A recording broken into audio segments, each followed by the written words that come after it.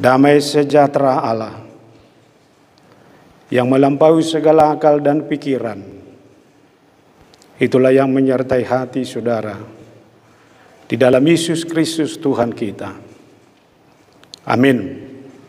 Horas.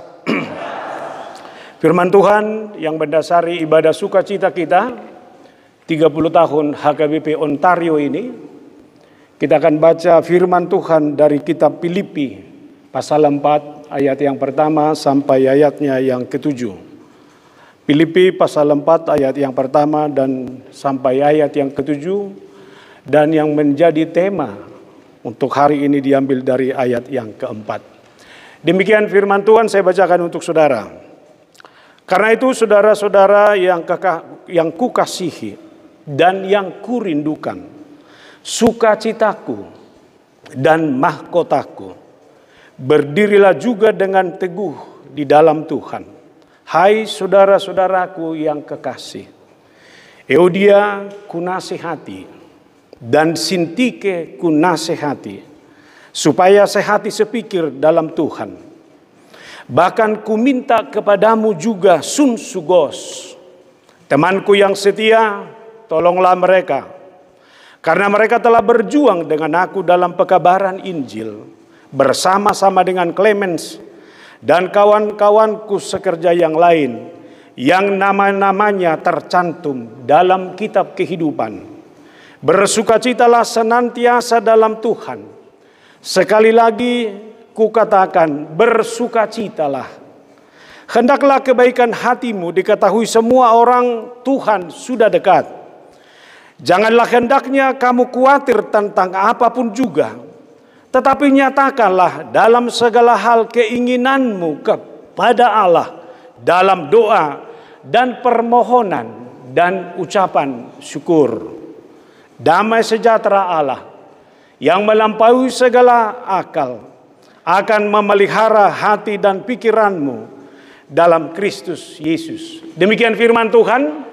Saya minta nanti juga saudara boleh membaca Yeremia 29 ayat 7 sampai 14. Karena itu adalah khotbah di HKBP sesuai dengan Minggu Rogate hari ini. Tapi saya juga akan coba terangkan melalui khotbah saya ini. Nah yang kedua saudara, ini adalah ulang tahun yang ke-30 HKBP Ontario ini. Sehingga kalau saya ajak saudara untuk ucapan salam sukacita kita, saya akan katakan dari depan ini 30 tahun HKBP Ontario. Maka saudara semua akan menjawab, bersukacitalah di dalam Tuhan. Bisa? Bisa. Saya katakan dari sini 30 tahun HKBP Ontario, maka saudara jemaat akan menjawab, bersukacitalah. Sabar. Kita belum mulai, ini masih mengarahkan. Begitu kita ulangi, 30 tahun HKBP Ontario. Sekali lagi 30 tahun HKBP Ontario. Saudara, 30 tahun bukan usia yang muda lagi. 30 tahun sudah usia matang. Artinya secara usia ini sudah menikah dan punya anak. Berefleksi sebentar 30 tahun ini. Gereja ini bukan gereja yang tanpa masalah. Tapi lihat, ternyata pemeliharaan Tuhan adalah pemeliharaan yang luar biasa. Sehingga ketika perayaan 30 tahun ini kita lakukan bersama, ini menandakan, mengajak kita semua, terima kasih ya Tuhan, kami bersyukur pemeliharaanmu luar biasa. Sekaligus juga ini adalah perenungan besar bagi kita. Pergumulan boleh ada, tantangan boleh ada, kesulitan boleh ada, tapi ingat, di dalam Tuhan semua bisa dimenangkan. Saudara juga sebagai pribadi, saya yakin pergumulan, persoalan, tantangan hidupmu pasti banyak. Tapi lihat kebaikan Tuhan. Kita boleh duduk bersama, merayakan hari Tuhan. Ini bukan karena hebatmu, tapi Tuhan berkenan, Tuhan memberkatimu, Tuhan masih menyediakan waktu-waktu yang terbaik bagi kehidupan. Artinya tidak ada alasan kalau tidak mau bersyukur. Tidak ada alasan kalau tidak mau bersuka cita kepada Tuhan. Oleh karena itu mari saudara, dalam 30 tahun AKBP Ontario ini, sekaligus semua kita berefleksi tentang kehidupan ini. Lalu saya akan ajak saudara merenungkan dua hal yang adalah menjadi dimensi kehidupan orang percaya, yang harus terus-menerus dia pergumulkan dalam kehidupannya. Dimensi pertama adalah dimensi spiritual. Orang percaya yang berjalan dalam kehidupannya, dia harus tahu siapa Tuhan yang dia percayai. Saudara tidak hanya sebagai pengikut, saudara harus menjadi bagian dari siapa Tuhan yang saudara percaya itu. Oleh karena itu saudara, mari renung bersama, siapakah Tuhan yang kau percaya itu?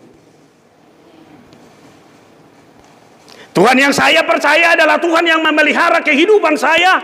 Tuhan yang saya percaya itu adalah Tuhan yang mencukupkan semua hal bagi kehidupan saya. Oleh karena itu, kalau itu adalah Tuhan yang saya percaya, Dia menciptakan tubuh fisik saya ini, Dia menciptakan semua yang ada dalam kehidupan saya, lalu Dia yang memelihara saya. Saya harus katakan saudara, jangan pernah sombongkan apapun dalam hidup. Ternyata itu adalah bagian dari ciptaan dan pemeliharaan Tuhan dalam kehidupanmu. Saudara, Tuhan yang kita percaya itu adalah Tuhan yang hidup, yang menawarkan dan mewariskan damai sejahtera bagi hidupmu. Bayangin saudara, damai sejahteraku kutinggalkan bagimu. Apa yang kuberikan tidak dapat diberikan oleh dunia ini. Itulah Allah kita. Allah kita itu adalah Allah yang sudah mewariskan damai sejahtera itu bagi kehidupanmu. Oleh karena itu tidak ada alasan bagi orang percaya untuk tidak hidup dalam damai sejahtera itu.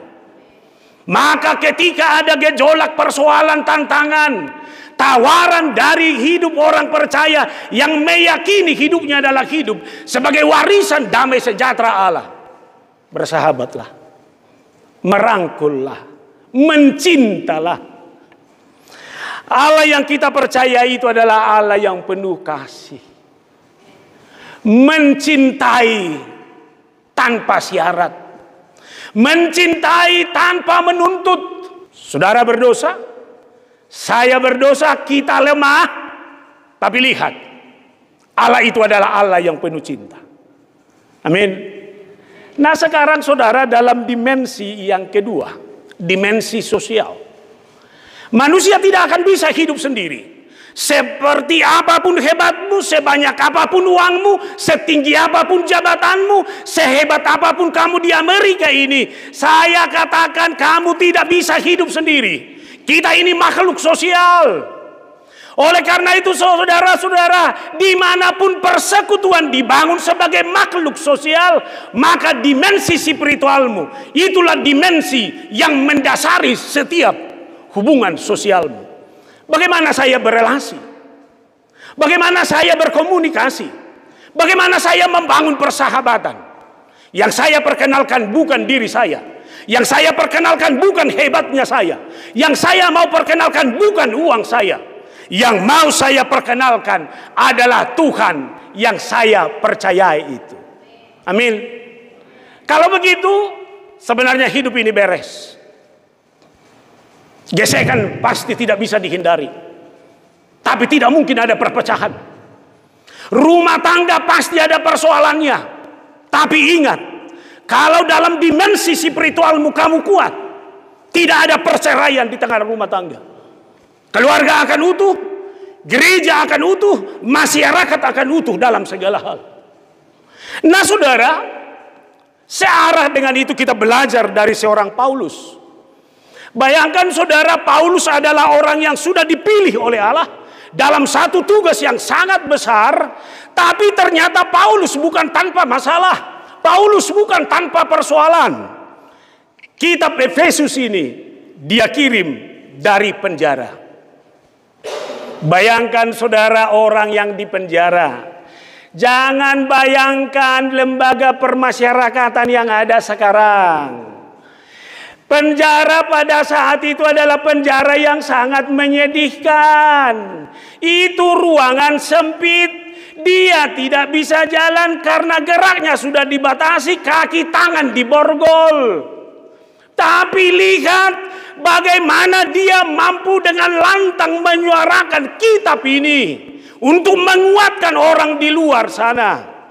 Yang mau saya katakan, penderitaan, kesusahan, apapun yang dihadapi oleh orang percaya tidak boleh mengurangi kualitas hidupnya.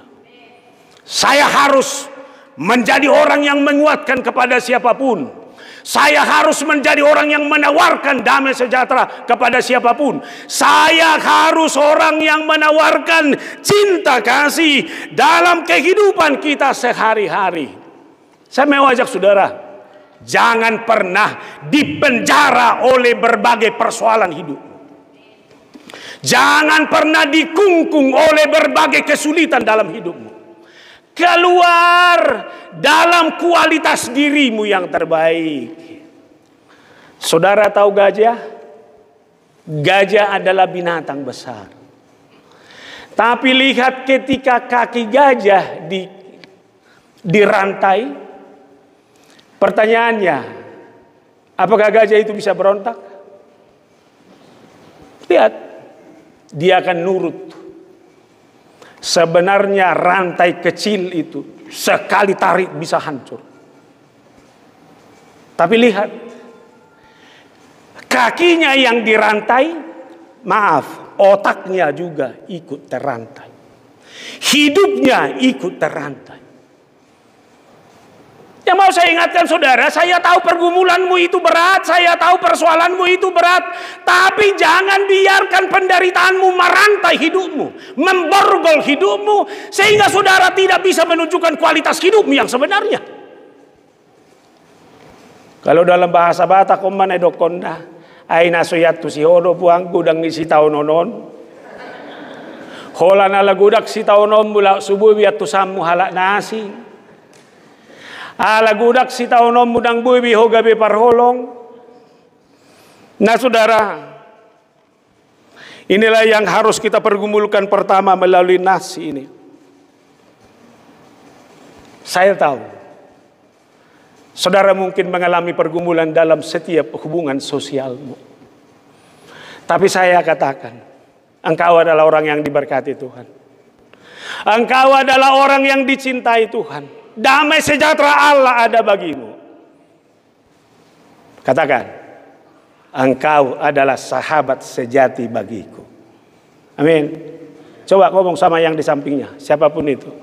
Engkau adalah sahabat sejati bagiku. Amin. Peliharalah. Kan ini, kau persoalkan lagi gesekan? Kau persoalkan lagi masalah? Kau persoalkan lagi kekecewaanmu? Yang saya tawarkan adalah damai sejahtera itu. Tapi saudara, ada orang mengatakan seperti ini. Kalau orang sudah bermental miskin, maka sebanyak apapun yang dia dapat, dia akan tetap merasa miskin. Benar? Bukan saya yang bilang ini. Tetapi bagi orang yang bermental kaya, sekecil apapun dia dapat, dia akan bisa menyimpan dan menabung serta menjadi berkat bagi orang lain. Pertanyaan saya, mentalmu miskin? Daumai. Ini adalah kumpulan orang-orang yang bermental kaya. Amin. Ini soal ini. Sebesar apapun yang saya miliki, kalau mental saya memang sudah mental miskin, mental yang hanya bicara penderitaan, mental yang hanya bicara kesusahan, mental yang hanya berbicara rasa sakit hati, maka kepada siapapun saya tidak akan bisa menjadi berkat. Amin. Karena itu saudara-saudaraku yang kekasih, yang kurindukan, sukacitaku dan mahkotaku. Lihat, luar biasa sapaannya. Karena itu saudara-saudaraku yang kekasih, Yang kurindukan sukacitaku dan mahkotaku, berdirilah juga dengan teguh dalam Tuhan. Hai saudara-saudaraku yang kekasih, lihat bagaimana Paulus menyapa jemaat ini. Orang yang menderita loh, orang yang susah, orang yang di penjara, tapi sapaannya berkualitas. Saya mau tanya ibu-ibu yang ada di sini. Kalau gak ada gesekan di rumah, gak ada rumah tangga yang tanpa masalah, benar tidak? Semua rumah tangga punya masalah. Ketika ada masalah, sapaan suamimu masih romantis enggak? Atau nggak usah dulu itu? Biasanya sebutan untuk memanggil suami apa kau bikin? Itu biasanya orang Batak. Woi, mana ini katanya? Itu kan itu lihat. Makanya repot orang Batak, dari kata apanya, panggilannya pun udah repot. Woi, mana kau? Kan itu. Tapi lihat ini Paulus, apa kata-katanya? Sukacitaku dan mahkotaku. Tahu dong? Tolong suami bilang sama istrimu, sampingmu bilang. Saya bilang. Oh, baca kata, sukacitaku dan mahkotaku. Beres masalah? Beres. Sekarang semua, mari kita katakan kata-kata ini, sukacitaku dan mahkotaku.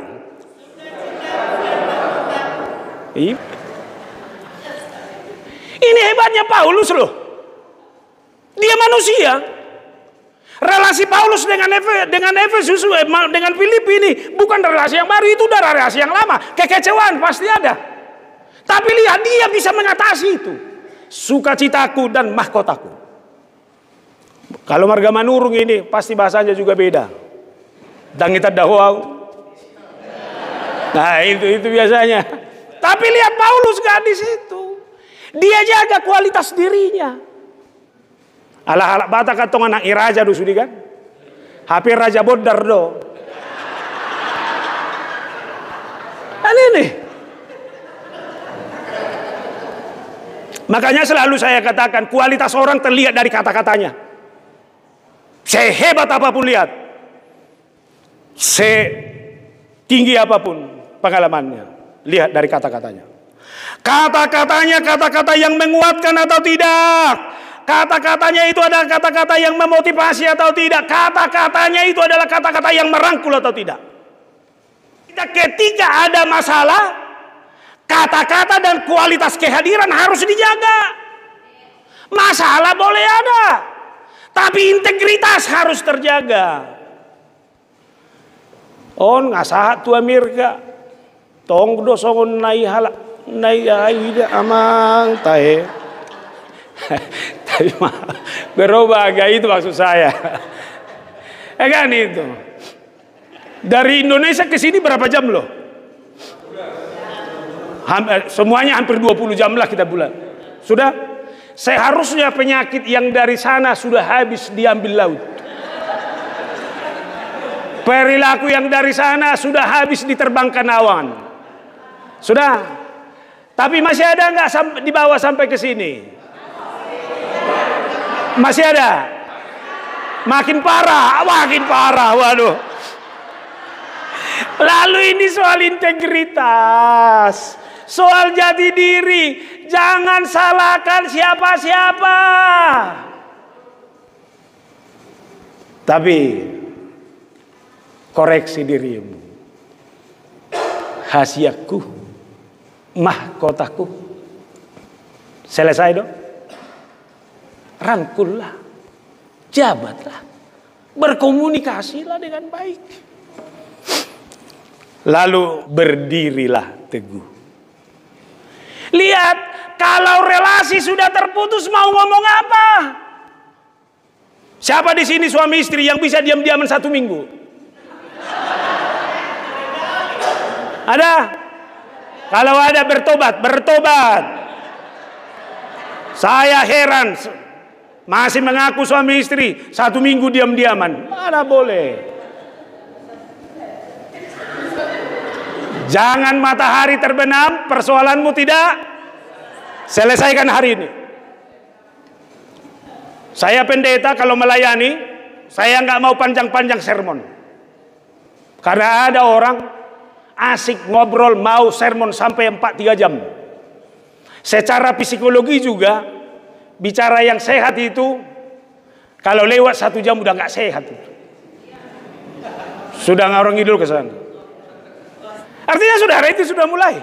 Tapi lihat, kalau saya bisa menyelesaikan diri dengan baik, seharusnya harus selesai dengan cepat. Jemaat Ontario, kalau ketemu hari ini, masih ketemu besok? Apa pertemuanmu hanya hari ini?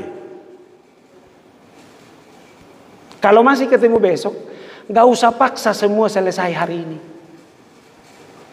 Besok bicarakan lagi. Di rumah pun begitu. Kalau nggak nyambung hari ini jangan paksa. Nah, memang biasa ibu-ibu kalau nggak habis 25.000 kata satu hari, ibu kan perempuan namanya. Makanya buat suami, biar bebaskan dulu istrimu menghabiskan kata-katanya satu hari ini. Jangan jawab. Karena itu adalah demi kesehatannya. Benar? Bukan saya yang bilang itu. Lihat, belajar oleh orang psikologi yang bilang. Seorang perempuan akan menghabiskan kata-kata 25.000 kata satu hari. Laki-laki berapa banyak? Hanya 7.000. Jadi laki-laki lebih sedikit. Makanya lebih lihat, kalau suami pulang ke rumah, pertanyaan istri banyak. Papa dari mana? Ngapain tadi di luar? Dia ngomong apa? Jawab. Nggak usah, biarpun suaminya nggak jawab, dia pasti akan ngomong terus. Makanya jangan marah, puaskan sampai keluar terus. Sudah, kalau begitu di sini. Sama, dimanapun bisa berada, selesaikan, biarkan dengar. Kenapa sih? Artinya saudara, kita hanya mendesain itu. Maka sekarang, ketika semuanya nyaman, Paulus mampu berkata, berdirilah teguh.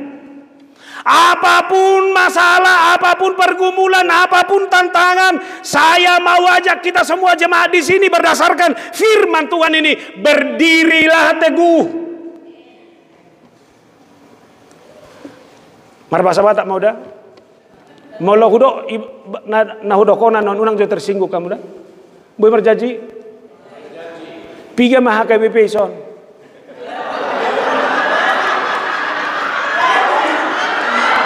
Enggak, saya nanya kan ini, saya udah tanya tadi, jangan tersinggung.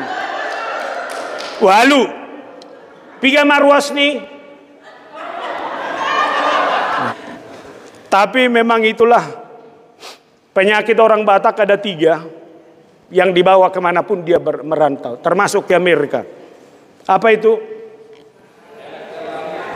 Tagi marungut-ungut. Tahu marungut-ungut? Bersungut-sungut. Penyakit yang kedua adalah murah mardadi. Penyakit yang ketiga adalah tagi madele. Lihat, marungut-ungut. Tahu marungut-ungut? Ilah, udah tahunya aku siapa itu. Kenalnya bapaknya itu. Selesai bersungut-sungut, tolonglah ya, sekali ini nggak usahlah dulu aku ikut panitia.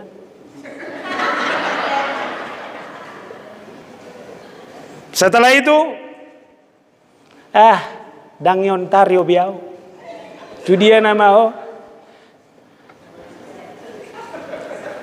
mama dong, mana itu dia.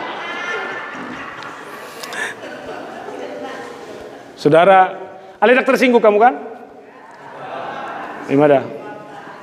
Bana odok mau tersinggung kamu no gak bisa mula kau itu na odok.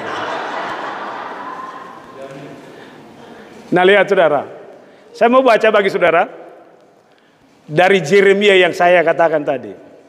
Yeremia 29 ayat 11. Sebab aku ini mengetahui rancangan-rancangan apa yang ada padaku mengenai kamu.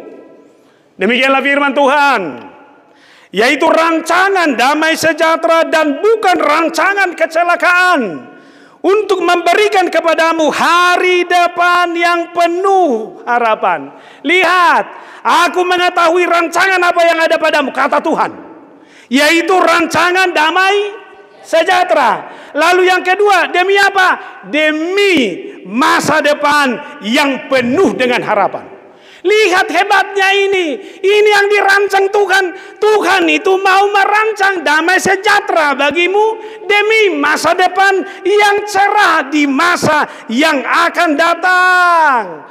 Oleh karena itu Bapak, Ibu dan Saudara, kalau Allah mau merancang damai sejahtera itu dalam hidupmu demi masa depan yang cerah, sekarang robah fokusmu biar bisa kuat berdiri. Jangan fokus kepada yang melukaimu, jangan fokus kepada yang menyakitimu, jangan fokus pada yang mengecewakanmu, tapi fokuslah kepada Allah yang merancang damai sejahtera itu. Amin. Saudara tahu cerita Yusuf? Yusuf sudah dijual oleh saudaranya, lalu kena fitnah lagi oleh istri Potifar, lalu masuk penjara. Hasilnya dia menjadi raja.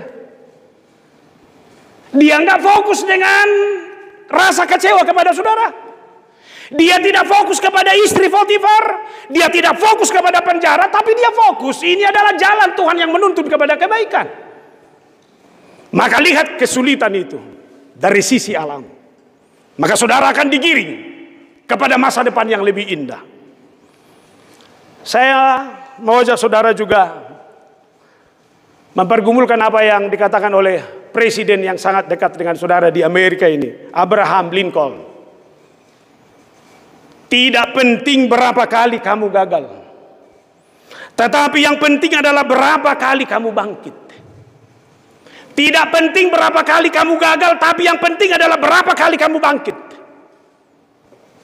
Maka jangan pernah menghitung kegagalan, kekecewaan dan yang lain, tapi sekarang bangkit. Maaf, datang ke Amerika, berjuang demi hidup. Datang ke sini bukan gampang. Kenapa bertahan sampai hari ini? Saya tahu tantanganmu banyak, tapi saudara terus bangkit, bangkit, bangkit, bangkit. Itulah yang membuat saudara bertahan di sini. Kenapa dalam kualitas sosial ini tidak berlaku? Seharusnya bangkit, bangkit. Jangan mau tenggelam, jangan mau larut. Contoh ketiga, Kolonel Sanders, pemilik bumbu ayam goreng yang luar biasa, Kentucky Fried Chicken. Dia adalah pensiunan tentara yang hampir 1000 kali gagal. Tapi lihat Kentucky Fried Chicken, seluruh dunia menikmatinya. Oleh karena itu saudara, jangan mau gagal, jangan mau mundur seberat apapun. Bangkit, tunjukkan jati dirimu, berdirilah teguh. Kemenangan besar ada di depan. Amin. Tepuk tangan untuk seluruh warga HKBP yang ada di sini.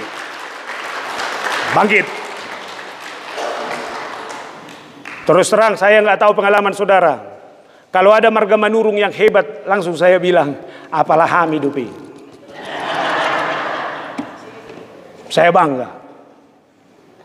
Kalau orang yang di sekeliling saya hebat, banggalah.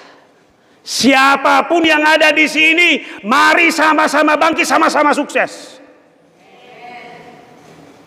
Kalau di Indonesia ada istilah, sesama biskota dilarang saling mendahului.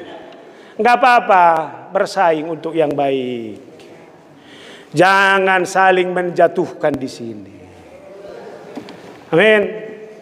Baik, tepuk tangan batu abu melulu demu bayi. Ini harus kita recovery. Ini harus kita upgrade. Kita berbeda. Karena memang kualitas diri kita adalah berbeda. Kalau di game, go to the next level. Sekali lagi, go to the next level. Levelmu sudah berbeda, kualitasmu sudah berbeda. Unang go mulak di Indonesia, si tanda gudang, alay ya masudin, aras. Kan repot. Itu juga lah. Alay no tersinggung kuida mola ni jami tau ba.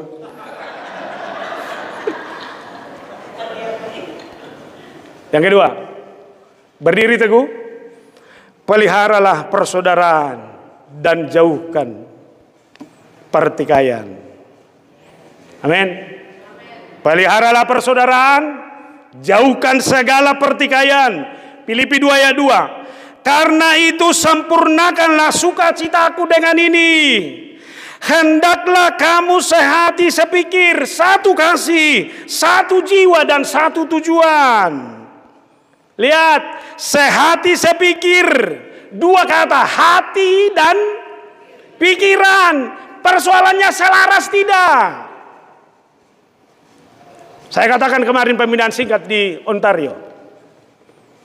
Yang paling susah dikendalikan adalah ini. Yang paling kacau ini. Sebab apa yang dipikirkan ini yang dikatakan ini. Apa yang kau katakan itulah kebiasaanmu, itulah tindakanmu, dan itulah kebiasaanmu. Kalau di sini positif, yang kau katakan pun positif, yang kau lakukan pun positif. Maka sebagai orang yang hidup dalam Tuhan, koreksi cara berpikirmu. Harus cara berpikir yang baik. Jangan gampang curiga.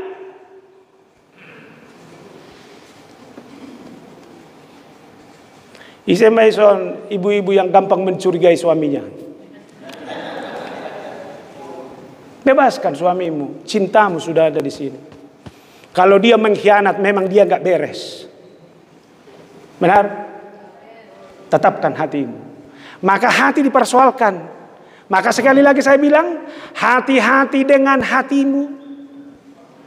Sekali lagi, hati-hati dengan hatimu. Jagalah hatimu dengan segala kewaspadaan, karena dari situlah terpancar kehidupan. Lihat. Kalau di Indonesia lah saya bilang ya. Saudara tahu puncak? Jalan itu berkelok, licin. Marka jalan selalu ada tertulis, hati-hati, jalan licin dan berbelok. Pertanyaan saya, yang melihat hati atau mata? Seharusnya harus dirubah, mata-mata. Jalan licin dan berbelok. Lihat, sadar gak? Marka jalan tulisannya hati-hati, jalan licin dan berbelok. Yang membaca apa? Yang melihat apa? Seharusnya harus dirubah, mata-mata, jalan licin dan berbelok. Mata yang melihat, yang dijaga ini. Maka hati-hati dengan yang kau lihat. Hati-hati dengan hatimu. Lihat ke bandara. Perhatian. Pesawat Anda dengan nomor sekian akan diberangkatkan menuju Ontario. Yang mendengar apa? Telinga. Seharusnya telinga. Pesawat Anda nomor sekian akan segera diberangkatkan ke Ontario. Tapi ini hati-hati. Hati-hati pendengaranmu, hatimu jaga. Maka dalam bersekutu, hati-hati dengan hatimu, hati-hati dengan pikiranmu. Jangan menjadi pikiran yang mengacaukan orang lain. Harus dalam kendali Allah. Amin. Atau yang merusak selama ini apa? Bertobatlah. Yang kedua, hidup dalam kasih persaudaraan. Cinta sebenarnya orang Kristen gak usah diajari. Karena yang dia imani seperti itu. pada mulanya adalah firman. Karena begitu besar kasih Allah akan dunia ini, sehingga ia mengaruniakan. Bayangkan, manusia pendosa, munafik, mengkhianati Tuhan, tapi pertaruhannya karena cintanya anaknya diberikan. Cinta manusia yang bersyarat. Kenapa kau mencintai dia? Dia baik. Kenapa kau mencintai dia? Dia merangkul. Kenapa kau mencintai dia? Dia perhatian. Masih mencinta ketika dikecewakan? Jangankan ke orang lain, tua mat tapi ho ngasongoni. Hola kaci roham mabbe kopi nabi dangulu beho. Benar enggak? Sering kekecewaan melunturkan cinta. Sering persoalan melunturkan cinta. Seharusnya ini harus dijaga dalam banyak hal. Oleh karena itu saudara, HKBP sekarang dalam tahun transformasi. Saya mau ajak saudara change your life. Change your life. Rubah hidupmu. Yang pertama, dalam bersekutu, yang sering persoalan adalah dirimu. Yang sering persoalan adalah saya, bukan orang lain. Maka saudara, dalam membangun relasi, perbaiki dirimu. Amin.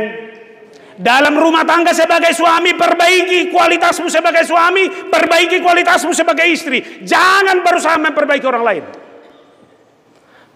Anggo semua ibana dangulu besuna mube sampai mati. Karena ada perilaku bawa mati, nggak pernah berubah. Benar nggak? Nah saudara, kalau dia tidak berubah, apakah saudara nggak mau berubah? Harus berubah. Itu membina sebuah persaudaraan. Itu sebuah persaudaraan dalam cinta. Saya yang harus berubah. Ini baru nenggolan ini yang berubah melihat saya. Dia lahir di Bandung, saya lahir di Toba. Sudah tahu saudara maksud saya? Bandung itu lembut, pengaruh Sunda. Sementara saya lahir di Laguboti, Toba keras. Maka begitu kami menikah waktu pertama sekali, dia kaget dengan suara-suara saya yang keras. Dan itu tidak berubah sampai sekarang. Lihatlah seluruh khotbah-khotbah saya, pasti suara saya keras. Makanya orang lansia suka khotbah saya, bukan takutnya saya, bukan isinya, suaranya yang keras itu. Gampang dicerna. Tapi istri saya ini berubah. Saya tahu doanya. Kuatkan saya Tuhan menghadapi laki-laki yang suaranya keras ini. Lihat. Dia yang merubah diri. Sehingga rumah tangga kami ada. Nyaman. Makanya kemanapun saya nggak mau saya kalau dia nggak ikut. Itu garansi. Makanya waktu pertama saya ditelepon ke sini, Abang Pendeta mau nggak datang ke California untuk berkhotbah. Di satu sisi kan langsung senang. Saya bilang sama Bapak udah saya yakin.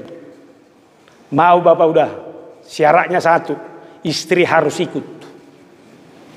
Bergumul dia. Bahaya ini. Double naruhan sudah. Karena bagi saya istri saya nggak ikut, saya nggak mau. Terus terang saya nggak mau. Kemanapun saya pergi istri saya harus ikut. Kalau nggak mau nggak apa-apa. Karena apa itu tadi? Dia orang yang merubah dirinya menerima saya. Sehingga kami nyaman terus. Kenapa nggak kita berlakukan ini dalam kehidupan sehari-hari? Selesaikan dirimu. Kalau kamu sudah selesai, maka dengan siapapun saudara membangun relasi, semua relasi akan berjalan dengan baik. Lalu yang kedua, mari lebih banyak kamu melihat kekuranganmu. Sekali lagi, mari kamu harus lebih banyak melihat kekuranganmu. Jangan terlampau banyak melihat kekurangan orang lain.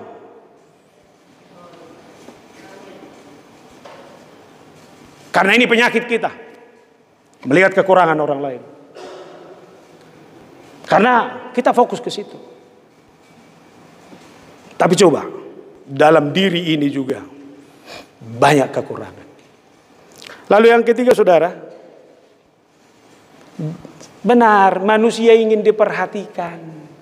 Itu adalah kebutuhan mendasar. Diperhatikan, dicintai, disayangi. Tapi saya harus bilang jangan kebablasan kawan. Jadi orientasi dirimu berlebihan. Lihat pintu lift terbuka. Siapa yang duluan? Yang keluar atau yang masuk? Dirimu yang kau prioritaskan atau yang orang lain? Coba pengalamanmu. Cenderung kita mau masuk. Biar langsung soal orang lain keluar, gak nyaman. Itulah. Makanya saudara, kalau Maslow mengatakan bahwa itu salah satu kebutuhan, ahli psikologi yang lain sudah menstir kebutuhan diperhatikan itu sudah berhenti saat usia 18 tahun. Sudah? Hanya anak di bawah 18 tahun ke bawah adalah orang-orang yang selalu ingin dihormati. Ingin diperhatikan, menjadi fokus. Maka kalau masih ada orang di atas 18 tahun masih membuat dirinya menjadi fokus, itu artinya pertumbuhan yang terlambat. Saya katakan tadi 18 tahun itu sudah berhenti. Itu makanya ada penyakit yang disebut dengan narcissistic personality disorder. Narcissistic personality disorder atau gangguan kepribadian narsistik. Saya ambil contohnya aja lah biar nggak usah saya terangkan banyak-banyak. Ada perilaku orang kalau foto bersama sebenarnya nggak ada hubungannya ke situ. Tapi ketika berfoto tiba-tiba kepalanya nyelonong. Atau siapa yang foto bareng, biasanya itu harus menjadi fokus, cari di depan terus. Personality disorder. Maka hati-hati gangguan kepribadian itu. Jangan-jangan sudah ada sama kita. Oleh karena itu, dalam kasih persaudaraan, berhenti untuk dihormati. Amin. Borak don. Yang ketiga lah dari nats ini. Bersukacitalah dalam Tuhan. Daniel Nasin. Lihat, berdirilah teguh. Bangun kasih persaudaraan. Lalu ada ajakan, bersukacitalah dalam Tuhan. Gimana enak? Gak ada lagi yang mengganggu. Saya sudah beres. Berelasi dengan orang lain sudah beres. Sukacita tidak akan pernah hilang. Maka Paulus menstir dalam Filipi 4 ayat 4 itu, bersukacitalah senantiasa dalam Tuhan. Sekali lagi kukatakan, bersukacitalah. Sukacitamu bukan tergantung dunia ini, tapi sukacitamu bergantung Tuhan. Sukacitamu bukan berasal dari dunia, tetapi sukacitamu berasal dari Tuhan. Oleh karena itu, kalau sukacitamu berasal dari Tuhan, maka berhentilah, buanglah segala syarat-syarat yang ada dalam hidupmu yang membuat kamu tidak bersukacita. Lihat, Stoa mengatakan, manusia, masa adalah masa lalu, masa kini, dan masa yang akan datang. Masa lalu tidak mungkin bisa diulang, sudah berlalu. Sekalipun ada orang bilang itu perlu untuk sebagai koreksi, tapi ini tidak akan pernah bisa diulang. Masa depan belum terjadi, belum tahu apa-apa. Yang pasti adalah masa kini. Yang mau saya katakan, jangan takuti masa depan yang belum pernah terjadi. Jangan sesali lagi masa lalu yang tidak akan mungkin kamu ulang. Tapi lihatlah masa kini. Dalam masa kini, jangan sampai kamu tidak fokus kepada hal yang membahagiakan. Amin. Pertanyaan saya, apakah setiap hari Minggu Ontario sebanyak ini gereja? Tapi ini sekarang banyak. Inilah sukacitamu. Lihatlah sukacita hari ini. boleh berkumpul banyak.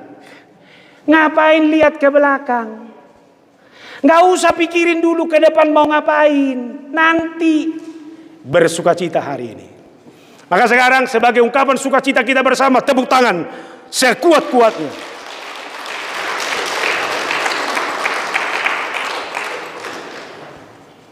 Terakhir, aku bereng alam habis dikir nodo. Nanti kita ketemu lagi di Nomensen hari Sabtu lagi di sini. Ati nama situ nami ala narong ko penno na cara dang itu setungai baga jakuan itu nodo. Buanglah segala kekhawatiran dan hiduplah dalam doa. Ada orang bilang, jangan pernah pikirkan yang belum terjadi.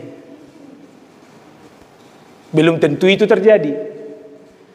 Tetapi biarlah orang yang mampu bersyukur untuk apa yang ada hari ini. Dan berdoalah. Pertanyaan saya, bisa enggak berdoa sambil membenci? Coba, nggak usah cepat jawab. Bisa enggak saling mendoakan tapi saling berselisih? Seharusnya tidak. Tapi dalam realitas bisa. Sama-sama para hari Kamis. Tuhan, Engkau adalah Allah Maha Baik, penuh cinta kasih. Kata-kata doa udah di surga semua. Datang buru manurung yang tidak dia sukai. Amin. Allah, buru manurung ngapain dia di sini? Lihat. Oleh karena itu saya mau ajak saudara, kalau di HKBP ini adalah Minggu Rogate, maka doa harus menjadi kehidupan kita sehari-hari. Doa itu bukan hanya perbincangan saya kepada Tuhan, tapi doa itu adalah doa yang menguatkan hidup saya, menguatkan relasi saya, mengajak saya untuk saling memperhatikan di dalam kehidupan saya sehari-hari. Sebab yakinlah, apapun yang kamu doakan, Tuhan pasti menjawab. Dan orang bilang, doakan apa yang kau lakukan, dan apa yang kau lakukan itu doakan, kerjakan. Saya baca Yeremia 29 ayat 12 sampai 14. Apabila kamu berseru dan datang untuk berdoa kepadaku, maka aku akan mendengarkan kamu. Amin. Apabila kamu datang berdoa kepadaku, aku akan mendengarkan kamu. Apabila kamu mencari aku, kamu akan menemukan. Apabila kamu menanyakan aku dengan segenap hatimu, aku akan memberi kamu menemukan aku. Demikianlah firman Tuhan. Dan aku akan memulihkan keadaan. Sudah, berdoa kepada Tuhan, semua akan dipulihkan. Sekali lagi, apa yang kau doakan, kerjakan. Berdoa untuk sebuah pemulihan, kerjakan. Happy birthday, 30 tahun. Tuhan memberkati. Fokuslah kepada sukacita hari ini. Masa lalu nggak bisa diulang. Masa depan juga kita belum tahu apa terjadi. Serahkan kepada Tuhan. Sukacita hari ini, biarlah ini motivasi, inspirasi bagi kita, yang menguatkan kita di seluruh perjalanan hidup kita. Amin, kita berdoa. Terima kasih Tuhan atas firman-Mu yang sungguh mengajar kami menjadi orang yang bersuka cita, orang yang berdoa, orang yang hidup selalu fokus kepada kebenaran Tuhan. Biarlah Tuhan, kami boleh menunjukkan kualitas diri yang baik. Seperti Paulus, sekalipun mengalami benturan, tapi kualitas dirinya sebagai orang terpilih tidak pernah berkurang. Kekasihku dan mahkotaku, berdirilah teguh. Inilah kata-kata yang menjadi inspirasi bagi kami. Paulus terpenjara, tapi kualitas dirinya, kata-kata yang dia keluarkan adalah kata-kata yang menguatkan dan meneguhkan. Biarlah ini menjadi bagian sukacita kami. Di setiap pertemuan kami, di setiap hubungan kami, di tengah-tengah keluarga, masyarakat maupun gerejamu. Kekasihku dan mahkotaku harus menjadi kalimat yang menginspirasi, mendasari kalimat-kalimat kami yang lain. Sehingga tidak pernah keluar kalimat yang menjustifikasi, yang merendahkan, tapi kata yang menyemangati. Dan kami harus saling menguatkan satu sama lain. Itulah sukacita yang sesungguhnya, karena itu berasal dari Tuhan. Biarlah kasih persaudaraan kami terus menguat. Inilah hadiah terindah 30 tahun gerejamu, HKBP Ontario. Dan inilah cikal bakal berdirinya gereja-gereja HKBP di California ini. Biarlah kami hanya fokus kepada sukacita kami hari ini. Berkati seluruh jemaatmu ini Tuhan. Kami tidak tahu apa yang mereka pergumulkan, tapi kami hanya tahu satu hal. Tuhan adalah Tuhan yang setia, yang menjawab setiap doa permohonan kami. Berkati mereka, keluarganya, anak-anaknya, terlebih pekerjaan mereka. Sehingga mereka ada dalam sukacita yang daripada Tuhan. Biarlah Tuhan, sukacita kami hari ini, selepas ibadah ini, kami akan bersukacita bersama. Biarlah itu persembahan hidup kami, jawaban hidup kami, dan menjadi identitas jati diri kami. Berkati kami semua dalam Kristus Yesus. Amin.